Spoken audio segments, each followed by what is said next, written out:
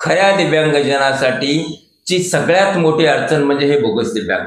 ठीक आहे, दिव्यांगजनासाठी रेशनचा प्रश्न आहे, अंत्योदय रेशन कार्डचा विषय आहे, पेन्शनचा विषय आहे, हे सगळे विषय असताना पण याच्यापेक्षा सगळ्यात महत्त्वाचा विषय म्हणजे बोगस दिव्यांग। बोगस दिव्यांग यांनी प्रत्येक ठिकाणी घुसखोरी केली, मग ते एसटीचा प्रवास असो, रेशन असो, पेन्शन असो, नोकरी असो, पदोन्नती असो, या सगळ्या गोष्टीमध्ये या बोगस दिव्यांगाने घुसखोरी केली आहे आणि खऱ्या दिव्यांगजनाचा अधिकार ओरबाडून घेतलाय। पण आता मात्र या गोष्टीला नक्की खीळ बसणार आहे, कारण दिव्यांग मंत्रालयाचे सचिव आदरणीय तुकाराम मुंढे साहेब यांनी या बाबतीत पावलं उचलायला चालू केले आहेत। मुंढे साहेब ज्या दिवशी जॉईन झाले त्या दिवशीच त्यांच्या डोक्यामध्ये या बोगस दिव्यांगाचा कायमचा बंदोबस्त करण्याची प्लॅनिंग फायनल झालेली होती आणि या संदर्भात आपण आजच्या व्हिडिओत बोलतोय। मी डॉक्टर लड्डा। मित्रांनो, तुकाराम मुंढे साहेबांनी काल एक पत्र काढलं जिल्हा परिषदेच्या सीओच्या नावाने आणि त्या पत्रामध्ये मुंढे साहेबांनी स्पष्ट सांगितलं की तुमच्या अखत्यारीत येणारा शिक्षण, आरोग्य, बांधकाम आणि इतर सर्व विभाग, या विभागामधील जे काही दिव्यांग नोकरीला लागलेले आहेत त्यांची पडताळणी करावी आणि पडताळणी केल्यानंतर त्याच दिव्यांगजनांना अनुज्ञा देण्यात यावा, लाभ देण्यात यावा जे खरे दिव्यांग आहेत आणि खोट्या दिव्यांगजनांना किंवा 40% कमी ज्यांचं दिव्यांग प्रमाणपत्र आहे अशांना कुठलाही लाभ देऊ नये। फक्त लाभ देऊ नये असंच नाही तर यांना आतापर्यंत दिलेल्या लाभाबद्दल पण यांच्यावर कारवाई करावी।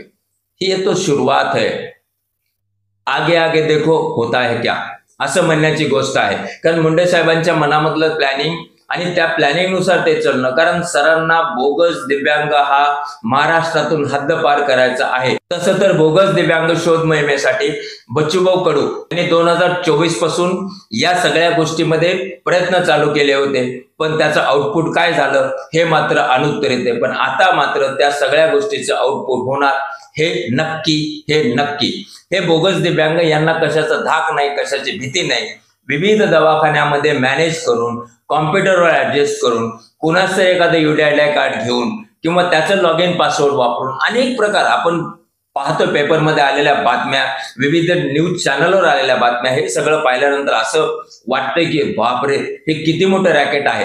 हे रॅकेट मात्र थांबवण्यासाठी प्रत्येक सामान्य दिव्यांग आपल्या आपल्या परीने प्रयत्न करायचा, विचार करायचा किंवा तो खचून जायचा, हतबल व्हायचा। पण आता हतबल व्हायची गरज नाही, कारण आता मुंढे साहेब दिव्यांग मंत्रालयाचे सचिव आहेत। तर या सगळ्या बोगस दिव्यांगांनी आतापासून मात्र सावध होणं जरुरी आहे, कारण या पत्राचा जर शेवट बघितला तर लक्षात येतं या पत्राच्या शेवटमध्ये सगळ्यात मोठं गंभीर मेसेज लपलेला आहे, सगळ्यात मोठा गंभीर संदेश लपलेला आहे। आणि तो संदेश असा की असे जर कोणी सापडतात तर त्याच्यावर दिव्यांग हक्क अधिनियम 2016 च्या कलम नंबर 91 नुसार कारवाई करायची आहे। दिव्यांग हक्क अधिनियम 2016 चे कलम नंबर 89, 90, 91, 92 हे मात्र आपल्यासारख्या प्रत्येक खऱ्या दिव्यांगजनाला पूर्ण संरक्षण देण्यासाठीचे कलम आहेत आणि या कलमानुसार कलम नंबर 91 नुसार जी सजा होते ती सजा म्हणजे 2 वर्षाची जेल आणि 1 लाख रुपये दंड। आणि दिव्यांग हक्क अधिनियम 2016च्या जर कलमाचा वापर केला बाकी IPC कलमानुसार तर मात्र बेल होणं पण त्या खोटारड्या दिव्यांगाला अवघड जाणार आहे, ती परेशानी होणार आहे। आणखीन एक गोष्ट सांगतोय, आपल्याला त्याची पडताळणी करायची आहे, त्या ठिकाणचे अधिकारी पडताळणी करणार, आपण त्या सगळ्या दिव्यांगजनांना त्या ठिकाणी पाठवणार। खऱ्या दिव्यांगजनाची पडताळणी होणार आहे, ते सहज बाहेर येणार आहेत, पण खोट्या दिव्यांगजनाची पडताळणी करत असताना जर त्याच्यामध्ये काही अफरातफर करण्याचा प्रयत्न केला तर मात्र पुढं ज्यांनी हे सगळं केलं त्यांना अडचण येणार आहे, एवढं नक्की। कारण या गोष्टीची परत जर फेर तपासणी झाली आणि फेर पडताळणी जर झाली तर ते सगळे अधिकारी याच्यामध्ये गुंतणार आहेत आणि ते सगळेजण कलम नंबर 91 नुसार दोषी राहणार आहेत।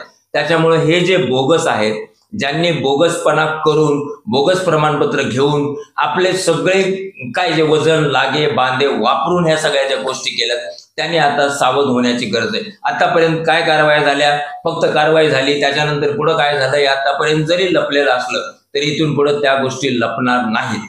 याच्याच बरोबर मी सर्व दिव्यांग, खऱ्या दिव्यांग बांधवांना विनंती करतोय आणि आवाहन पण करतोय आपण प्रत्येकाने जागरूक राहणं जरुरी आहे. आपल्या भागामध्ये आजूबाजूला जर हे सगळे बोगस दिव्यांग कोणी आपल्याला दिसत असतील, त्याची कल्पना आम्हाला द्या. त्याची कल्पना आपल्या तिथल्या एखाद्या चांगल्या संघटनेच्या कार्यकर्त्यांना द्या, जेणेकरून की त्या बोगस दिव्यांगजनाचा बंदोबस्त होईल. आणि एक देवाला प्रार्थना करतोय आज की या सगळ्या झाडाझडतीमध्ये 50 बोगस दिव्यांग पटकन सापडावे आणि सगळ्या बोगस दिव्यांगावर कलम नंबर 91 नुसार ताबडतोब कारवाई व्हावी.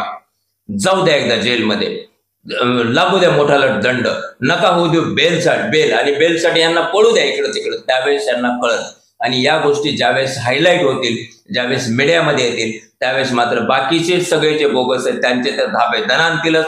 पण इथून पुढे बोगस प्रमाणपत्र काढण्याची डेअरिंग करणं हे फार अवघड आहे, असं मात्र त्या पुढच्या तयारीत असलेल्या दिव्यांगजनांना म्हणजे त्या खोट्या माणसांना वाटेल. त्याच्याच बरोबर आणखीन एक गोष्ट होणार आहे. नोकरीमध्ये ज्यावेळेस एखादा दिव्यांग जातो, नोकरीच्या एखाद्या मुलाखतीला परीक्षेसाठी ज्यावेळेस जातो, फॉर्म ज्यावेळेस भरतो, त्यावेळेस त्याच्याच बरोबर असंख्य बोगस दिव्यांगाने पण फॉर्म भरलेला असतो. आणि ह्या खऱ्या दिव्यांगजनाचं मन खच्चीकरण होतं, कारण त्याच्या समोर हे सगळे बोगस दिव्यांग दिसतात, पण तो हातबल असतो. आता ही गोष्ट पण होणार नाही. इथून पुढं काही दिवस लागतील त्याला, पण इथून पुढं नोकरीमध्ये ज्याने कोणी दिव्यांग कॅटेगरीमध्ये अर्ज केलेला आहे त्या प्रत्येकाच्या दिव्यांग प्रमाणपत्राची फेर तपासणी होणार आहे, आणि ती पण विशेष गठीत मेडिकल टीम कडनं. त्याच्यामुळं एंट्री करतानाच तुमचं सगळं स्क्रुटिनी होणार आहे, तुमचं स्कॅनिंग होणार आहे. त्याच्यामुळे तुम्ही एंट्री जर तुम्ही चुकीचे आहात तर त्या ठिकाणी प्रवेशच होणार नाही. आणि ही मात्र एक सगळ्यात मोठी बाब तुकाराम मुंडे साहेब सगळ्या दिव्यांगजनाच्या हिताची करणार आहेत, आणि त्याच्यामुळे फक्त खरे दिव्यांग त्या ठिकाणी जाणार आहेत.